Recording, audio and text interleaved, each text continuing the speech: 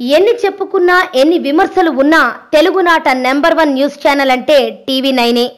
అందులో తిరుగులేదు. రేటింగ్ చార్టులను అడిగినా పబ్లిక్ పల్స్ చూసినా ఈ మాటే చెబుతాయి.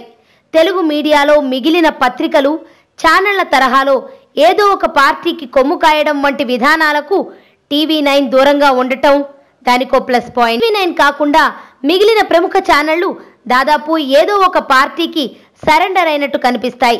అయితే టీవీ9 మాత్రం పూర్తిగా పక్షపాత రహిత ఛానల్ అని చెప్పలేం. సందర్భాన్ని బట్టి పరిస్థితులను బట్టి ఆ ఛానల్ కూడా స్టాండ్ తీసుకుంటూ ఉంటుంది.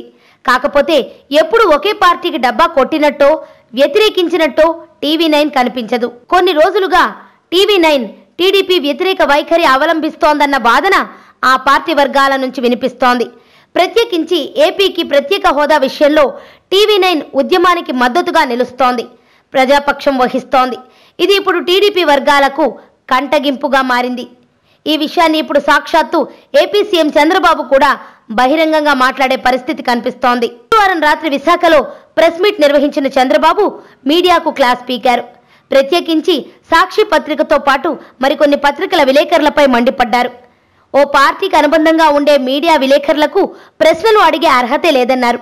అదే సమయంలో ఉదాహరణలు చెబుతూ చంద్రబాబు టీవీ9 కూడా ఇటీవల సర్కారు వ్యతిరేక వార్తలకు ప్రాధాన్యం ఇస్తోందంటూ అక్కసు వెళ్లగక్కారు.